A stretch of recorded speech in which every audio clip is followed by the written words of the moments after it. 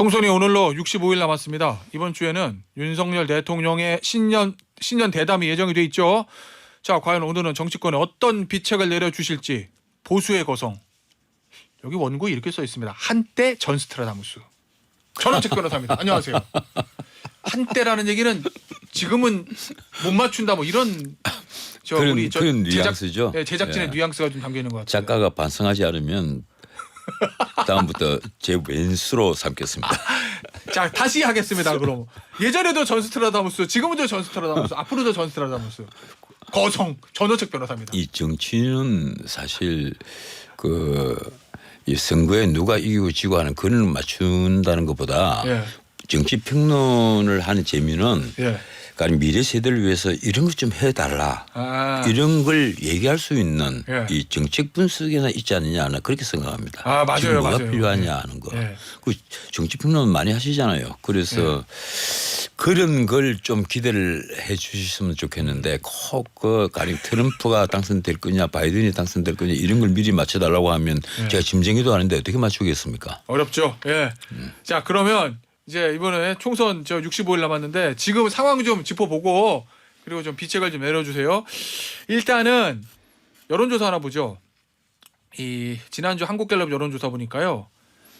요거부터 말씀드리죠. 지난달 30일에서 1일 무선전화 가상번호 무작위로 추출했고 전화조사원 인터뷰로 진행됐고 자세한 상황은 중앙여론조사심의위원회 홈페이지에 참조하시면 되는데 이 여론조사에서 대통령 국정수행 긍정평가가 29%, 부정평가가 63% 나온 바가 있습니다. 이거 30% 선이 깨진 거거든요. 29%가 돼서 30%가 깨진 게 9개월 만이죠. 예. 그러니 작년 4월 달 이후로 이제 처음인데 문제는 부정평가가 63% 같으면 문자 그대로 고공 비행을 하고 있다는 겁니다. 부정평가가. 예, 그럼 부정평가의 원인이 뭐냐? 이걸 살펴보니까 첫 번째가 민생의 퍼센테이지가 뭐 16% 18%다 이번에 19%까지 올라갔어요. 예. 민생이 원인이다. 그 민생이 원인이다 하면 뭐겠습니까? 고금리가 계속되면서 이제 가처분 소득이 줄어들었다는 것이거든요. 예. 그 중산층이나 서민들 특히 3040 이 이제 우리 사회의 주력 부대인데 너무 어렵단 말이에요. 먹고 살기가 너무 어려운 거예요. 이 먹고 사는 문제, 생계를 계속해서 유지해가는 문제가 되어 있는데 그걸 위정자들 정치하는 사람들만 몰라요. 특히 집권 여당이 그걸 모르고 있단 말이에요. 안다 이러지만 피부로 그걸 못 느끼는 거예요. 자기들 월급 많이 받고 있으니까. 예. 잘 모르는 거예요. 예. 그런데다가 고물가로 소비 여력이 완전히 줄어들었단 말이에요. 이러니까 밤 9시 되면 골목길에 자영업자들 하는 식당 카페가 전부 다 문을 닫고 실시를 합니다. 그런 상황이 벌써 한 3년 이상 이어지고 있어요. 이러니까 이 우리나라에 특히 자영업자들이 많지 않습니까? 3040에. 많죠. 이러니까 그 서민들의 어떤 정부에 대한 그 정부를 지지하고 싶은 마음 이런 것이 사라져 버린 겁니다. 이래서 저는 왜 이 정부가 출범하자마자 노동개혁을 하면서 일자리부터 만들려고 하지 않았느냐. 지금 청년들 일자리는 오히려 줄다시피 되어 있고 좋은 전문직 일자리가 늘어나야 될 판인데 줄고 반면에 60대 일자리만 똑같이 늘고 있거든요. 그게 이제 문재인 정부 때하고 똑같은 거예요. 알겠습니다. 자, 근데 변호사님 이거 지금 여론조사 좀 제가 세부적으로 보니까 대구 경북 긍정 40 부정 48. 아니 그렇게 보실 필요 없어요. 딱 하나입니다. 예. 70대 이상 예. 해놓고 지역별 세대별 모두 예. 부정평가가 긍정평가를 앞서고 있습니다. 그래 맞아요. TK도 부정평가가 좀 높고. 긍정평가를 앞서고 있고 PK도 마찬가지고. PK도 36대 52. 예. 물론 오차범위 안에 있긴 합니다.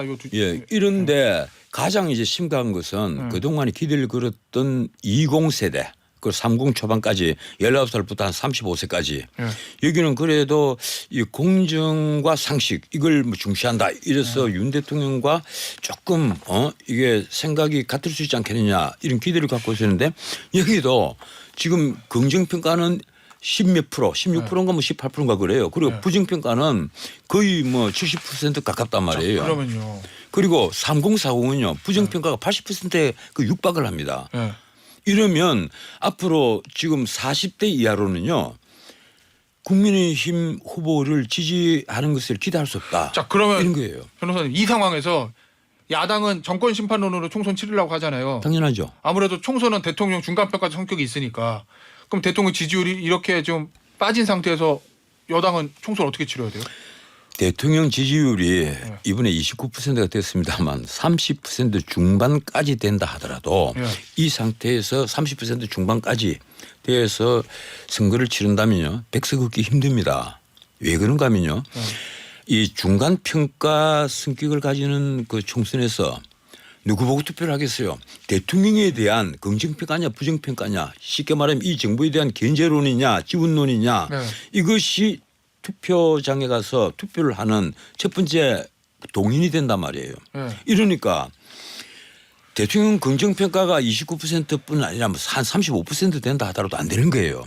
그래서 40% 이상까지 올라가야 돼요? 적어도 제가 지금 그 국민의힘에 일종의 경고 비슷한 걸 하는 것은 앞으로 남은 2달 동안 대통령 국정평가를 긍정평가를 적어도 40% 이상으로 올리지 않으면 이번 총선 승부는 기대하지 마라. 그 지금 보니까 한동훈 비대위원장 들어왔잖아요.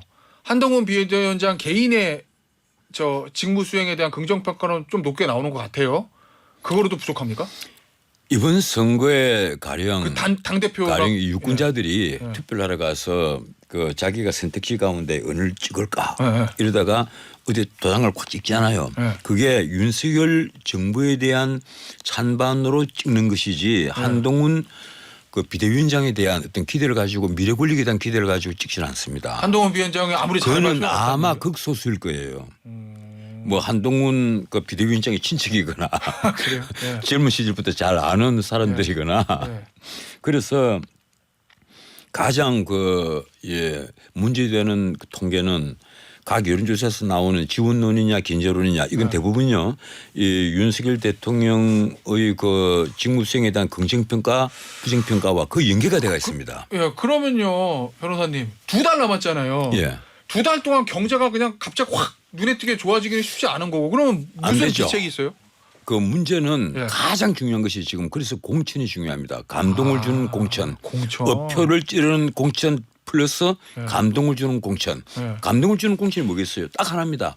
자기 희생을 보여주는 공천. 딱 그거예요. 그런데 지금 대통령 측근에 있었던 그 이른바 비서들 참모들 그리고 그 장차관들 그리고 무엇보다 대통령과 이 검사 생활을 쭉 같이 하면서 뭐 잘 안다는 이 검사 출신들 이런 사람들이 10명을 훨씬 넘어요. 이 사람들이 지금 공천 신청을 한 곳을 쭉 추적을 하면 대부분 TK, PK 안방들 그리고 서울의 강남 3구 이렇단 말이에요. 이러니까 여기에서 이 사람들이 만약에 수북이 공천을 받고 대신에 그 지금까지 거기서 참 열심히 의정 생활을 지냈던 괜찮은 그 국회의원들이 낙마를 했다면 다 현역 저 사람들의 공천을 받으면 현역은 물갈이 되겠죠. 그렇죠.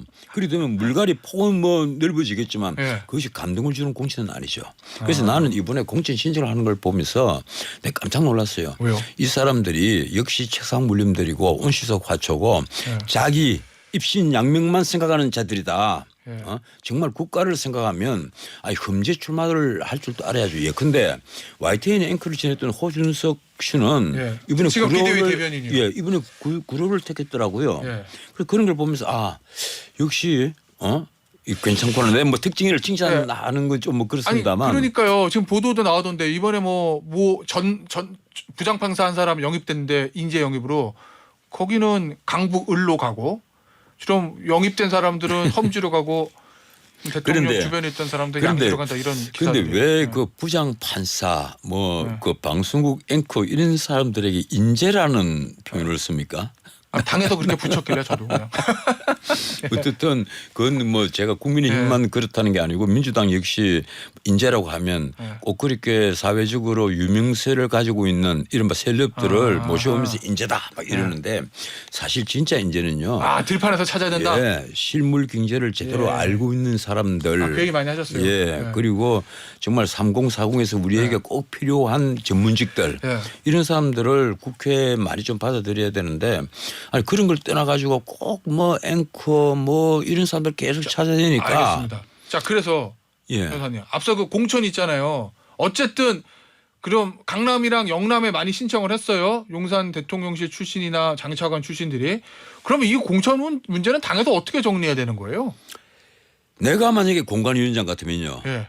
그냥 예. 다 경선 붙여요? 화가 나서라도 네. 원래는 네. 그 자기들이 우세한 지역에는 이 경선을 붙이고 네. 그리고 불리한 지역에는 불리한 지역은 전략 공천을 하는 것이 네. 그 원래 이 공천의 기본 방식인데 근데 아마 제 가령 기억에 강남 같은 경우는 다 전략했었잖아요. 처음부터 이렇게 대통령 측근들이 전부 다 안방으로 다 몰려간다면 네. 그걸 누군가가 적절하게 통제를 좀 했었어야죠.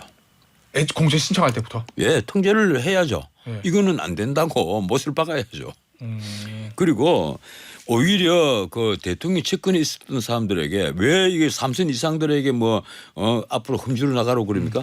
대통령 측근에 있었던 사람들이야말로 흠지해 나가야 되고 그리고 그 지금 민주당 의원들이 그 목에 힘을 주고 있는 우리 그 보수의 불리한 지역 그 지역을 찾아가야죠. 알겠습니다. 그러면 이 상황에서 뭐 그런 얘기도 있었잖아요. 윤석열 대통령하고 한동훈 위원장의 충돌과 봉합 과정에서 이게 공천을 둘러싼 현재 권력과 미래 권력의 갈등이다라고 보는 언론의 시각도 있었던데 이 용산 대통령실 출신이나 장차관들의 공천 문제를 놓고 한동훈 위원장과 대통령실 한 번 더 부딪힐 거로 보십니까? 이게 그 윤한 갈등 네. 그것이 뭐 때문에 벌어지느냐. 예. 가령 이 김건희 여사 뭐 디올백 때문에 예. 그래서 벌어진 것이냐. 김경률 비대위원의 예. 발언. 그래서 마리 앙뚜아네트에 비유한 것도 부족해서 그게 사생활 가지 결혼을 했단 말이에요. 뭐 그런 것도 있겠죠. 그런데 예. 기본적으로는 나는 이 공천권 갈등이 아니겠느냐. 뭐 그걸 꼭 표현은 안 합니다만은 예. 그래서 이번에 가령 그 대통령 주변에 있었던 그 60명이 넘는 사람들 그 사람들에게 대통령은 그렇게 얘기했다고 그래요. 특혜를 기대하지 마라. 예, 맞아요. 뭐 그런 거 없다. 예. 그런데 그런 것은 외부에 나온 전언이고 예. 사람 기분은 안 그렇죠. 내가 데리고 있었던 사람 좋은데 많이 나가서 많이 당선이 됐으면 좋겠죠. 그건 당연한 거예요. 인지상정에다 말씀하신 그럼요. 거죠. 예. 그래서 이 공천에 있어서 우리 국민들이 보기에 만약에 언론에 거론되는 몇몇 분들 있잖아요. 예. 특히 그 사람들이 주목받고 있습니다. 나는 언론에 거론되면 될수록 그 사람들은 지금 땅을 쳐야 될 상황이 되는 거예요. 오히려 불리하단 말씀. 그 사람들에게 만약 공천을 주게 되는 순간에 국민의힘은 폭망을 하니까 윤석열 정권뿐 아니라 예. 그 한동훈 위원장도 마찬가지 폭망을 해버린단 말이에요. 예. 지금 가령 이번에 김경률 이 비대위원이 불출마했어요. 불출마를 선언했잖아요. 왜 했을까? 선언하려면 차라리 뭐 멋있게 앞으로 좀 일찍 하든지 뭐 비대위원과 같이 다 내려놓든지 그게 아니란 말이에요. 예. 이러니까 새로 거기에 대해서 공천을 받는 사람은 뭐가 됩니까? 예. 김경률 비대위원이 먹다가 던져버린 떡을 주워 먹는 꼴이 되잖아요.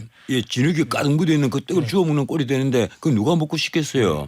새로 당선된다 하더라도 문제는 예. 어쨌든 그게 어떤 의미를 가집니까? 지금 당장 예. 밑에 수많은 댓글들을 보면요. 예. 김건희 여사를 잘못 공격을 하면 이렇게 당한다.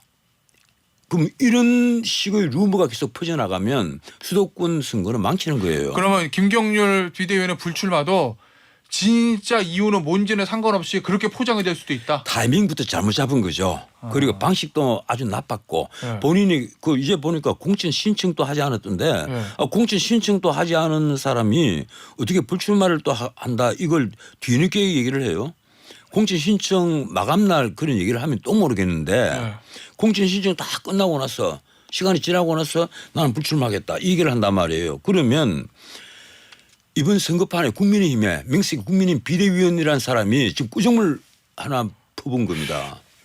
그 계산을 안 하진 않았을 텐데 왜 지금 이 타이밍에 그런 공천 불출마 글쎄요. 누군가가 뭐 그렇게 체근을 했는지는 모르겠는데 네. 제가 보기로는 어떻든 최악의 수순을 밟은 겁니다. 최악의 수순을. 그런 판에 지금 공천 이제 신청 명단 쭉 나오면서 신문에 가십식으로 쭉 나오잖아요.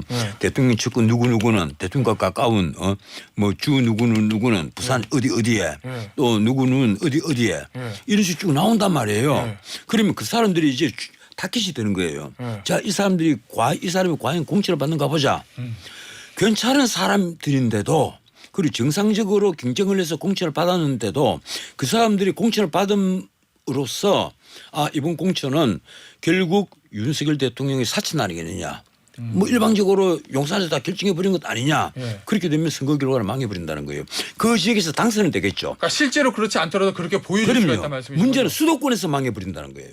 수도권에서 망한다는 거. 수도권에서 지금 60, 70석을 얻어야만 전체 151석을 얻어서 과반을 점령하겠는데 수도권에서 또 지난번처럼 20석 내외 이리 돼버린단 말이에요. 자, 그러면 이 상황에서 이 공천장에 도장을 찍어야 되는 한동훈 비대위원장은 어떻게 해야 됩니까? 비책을 하나 좀 주시죠. 글쎄 한동훈 비대위원장부터 나는 이번에 너무 아마추어 같은 모습을 보였다. 뭐 때문에요?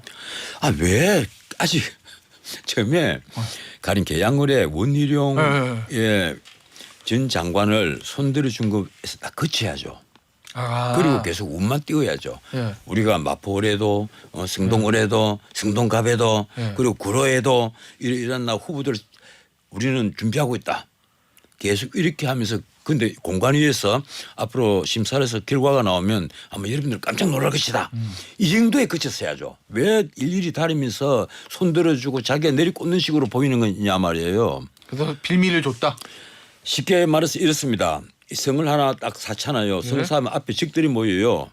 예? 아니 벽을 쌓으면 적들이 모이고 성을 쌓으면 앞에 적은 이미 이렇게 사단이 되어 있습니다. 그 말은 뭔가 하면 한동훈 위원장이 앞에 적을 잡고 만드는 거예요. 왜 비대위원장이 되어서 이 선거를 전체 총 책임을 져야 될 분이 적을 왜 자꾸 만들어요? 난 그게 이해가 안 됩니다 정말. 근데 그러니까 저 김경률 비대위원 마포를 소개해서 사천 논란을 제기했다. 저 스스로 불러일으켰다 이런 말씀이신 거잖아요. 그러면은 그렇죠. 그 상황에서 김경률 비대위원 나 출마 안 합니다라고 하면 한동훈 비대위원장 부담을 덜어준 거 아니에요 그러면? 그러면 그때 타이밍이 제때 그럼 하거나 전부터. 예. 근데 처음에 뭐라고 했습니까? 찻잔이 식기 전에 돌아오겠다. 삼국지. 술잔이 예. 삼국지 관윤상을 빗댄 거 아니에요. 예. 이건요. 내가 보면 뭐라고 할까 이 솔직한 말로 근데 그런 말 들으면서 정말 하품을 했습니다. 큰일 났다. 이분들이 지금 선거를 절체절명의 전투로 이기지 않고 마치 이게 그냥 일회성 게임으로 이기고 있는 것 아니냐. 이 나라의 운명이 걸려가 있는 이번 총선인데 이분들이 왜 이 총선을 이렇게 가벼이 생각하느냐. 그래서요 변호사님 그러니까 이제 비책을 하나 주고 다음 주제를 말씀을 나눠보시죠. 한동훈 위원장의 공천을 어떻게 해야 된다는 비책. 딱 하나입니다. 마음을 비우면 돼요. 우리가 늘 하는 말 있잖아요.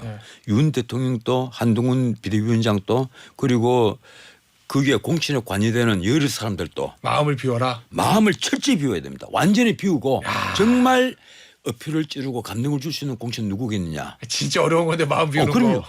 그리고 무엇보다 아까도 말씀드렸지만 감동 주는 것은 딱 하나예요. 희생. 자기 희생. 예. 자기 희생을 보여주는 방법. 예. 그러면요 모두가 삽니다. 그래서 그 방법을 찾아서 하면 가령 대통령 지지도가 지금 29%까지 떨어지고 아마 이번 주말 갤럽도 역시 떨어질 거예요. 그렇게 보세요. 예, 왜 그런가 하면 이 김경률 사태가 또 있었단 말이에요. 그러니까 나는 한 번 더 떨어질 것이다.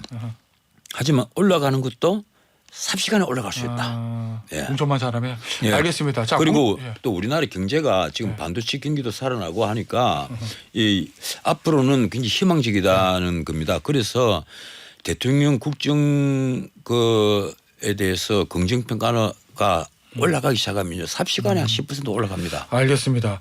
자, 앞서 제가 한동훈 비대위원장 직무수행 긍정평가가 높다는 말씀드렸는데 한국갤럽의 지난달 23에서 25일 무선전화 가상번호 무작위 추출 전화면접 조사를 한 거고 한동훈 비대위원장 직무수행 긍정평가 52% 윤석열 대통령 지지율 31% 자세한 내용은 중앙선거 여론조사심의위원회 홈페이지에 참조하시면 되고요. 공천과 관련해서 유승민 전 의원의 활용법 이거 어떻게 해야 돼요? 아니, 본인이 불출마하겠다는 얘기는 안 해가지고 뭔가 여지가 있는 것 같은. 일부 언론에서는 아니 공천 신청을 하지 않겠다 이런 묘한 표현을 썼잖아요. 그러니까 불출마 선언이 아니고.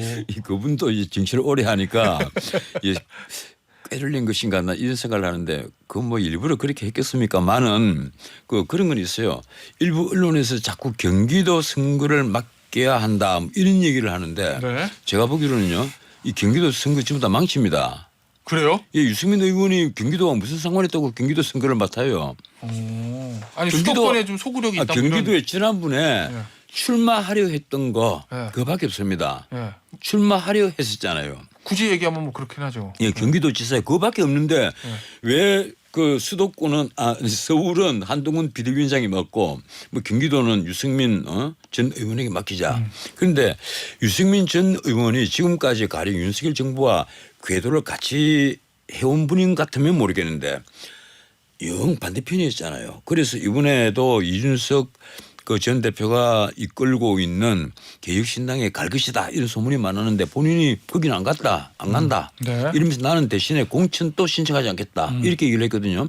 그러면 내가 보기로는 그대로 뭐 놔두는 게 가장 좋은 방법 아니겠냐. 이 부분을 갖고 활용하겠다고 해서 경기도 선거에 투입을 하면 오히려 안 좋다. 오히려 나는 경기도에 나가는 그 수많은 후보자들에게 네. 그 부담을 주는 그런 결과가 될 수 있다. 왜 그런가 하면 네. 정책이 너무 틀려요. 아. 이분은 사회적 경제 기본 법안을 제출했던 예. 분입니다. 그래서 보수주의 중에서 가장 왼쪽에 있는 분이에요.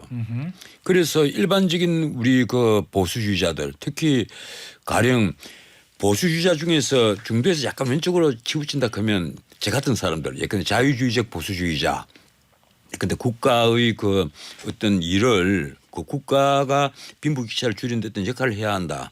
그런 걸 주장하는 사람들이란 말이에요. 그런데 이걸 넘어서서 협동조합 같은 그런 것을 주장하는 사회적 경제 기본 법안까지 제출한 분이에요. 알겠습니다. 그러면 어떤 의미에서는 완전 좌파라고도 볼 수 있습니다. 알겠습니다. 그래서 그런 차이가 있기 때문에 제가 보기로는 오히려 불협화음을 낼 가능성이 굉장히 높다. 알겠습니다. 자, 마지막 질문이 될 수도 있을 것 같은데 그거 이번 주 수요일에 윤석열 대통령 KBS와의 신년 대담 어제 녹화하고 수요일날 방영한다잖아요. 지금 보니까 거기 관련되는 보도 보니까 뭐 참모진들이 준비해준 질문지하고 답변지를 하나도 보지 않았다. 솔직하게 다 얘기했다. 그리고 김건희 여사의 디올백 관련해서도 뭐 해명을 했다. 뭐 이런 보도 있던데 어떻게 보세요? 아니, 아직 그런- 저희가 영상을 봐야 알겠지만. 아니 그런 말씀이 그 이제 흘러나오는데 네. 그런 말씀을 하실 것 같으면 왜 이걸 녹화를 합니까? 라이브로 해야죠. 이왕 KBS 인터뷰를 하는 것도 좋은데 예. 라이브로 해야죠. 그리고 이재명 또 하는 예. 신년 기자회견을 왜 하지 못합니까? 난 정말 이해를 못 하겠어요. 대통령이 내가 대통령 같으면 일주일에 한 번씩 하겠어요. 기자회견. 예. 그럼 미국 대통령처럼 미국 대통령 많이 하는 분이 옛날에 그랬단 말이에요. 그리고 적게 해도 2달에 한 번은 합니다. 미국 대통령들은. 그래서 국민들과 늘 가까이 하고 질문을 받고 거기에 대한 궁금한 점에 대해서 직접 답변을 하고 그것이 대통령이 하나의 의무로 알고 있습니다. 그런데 우리 대통령이 도하스 태평을 그렇게 열심히 하다가 어느 날 딱 그 중단을 해버렸잖아요. 예, MBC 그 셀리프 사건 터지고 나서 예, 예. 딱 중단을 했는데 그 이후로 기자회견 또 지금 취임하고 나서 100일 기자회견 한번 한 뒤에 기자회견이 없단 말이에요. 그러면 국민들이 보기에는 저 성 밖에 성 안에 계시는 분으로 보이는 거예요. 우리하고는 거리가 멀어도 너무 먼 분 성 안에 있단 말이에요. 그러면 아까도 내가 말씀드렸지만 성을 쌓으면요. 그 밖에 적이 모이는 법입니다. 적이 만들어진단 말이에요. 예. 그래서 왜 다수 대중을 자꾸 머리지게 만들었냐. 난 대통령께서 좀 아닌 말로 손가락질 받고 욕을 좀 듣고 언론으로부터 비판을 받더라도 기자회견을 좀 많이 하시고 하면 좋았을 뻔했는데 그래서 이번에 뭐 1월 한 10일경까지도 고민하고 있다. 예, 기자회견을 예. 고민하고 있다. 이러다가 끝내 KBS 그 단독 인터뷰하는 걸로 예. 뭐 그렇게 방향을 잡고 그런데 난 그걸 라이브 하는 줄 알았어요. 근데 그나마도 또 녹화를 해버린단 말이에요. 예. 녹화를 한다는 말은 불안 요소가 어딘가에 있기 때문에 그렇습니다. 그렇잖아요. 뭐 대통령의 명색이 그 인터뷰를 하는데 그 시간 때문에 시간 길이 맞춘다고 녹화를 하진 않을 거란 말이에요. 예. 그러니까 뭔가 불안 요소가 있기 때문이니까 지지하는 사람들 입장에서도 보면 깝깝한 거예요. 아, 왜 이러신가? 왜 이러시느냐? 알겠습니다. 여기서 시간 관계상 마무리해야 될 것 같아요. 전원책 변호자였습니다. 감사합니다. 예, 고맙습니다.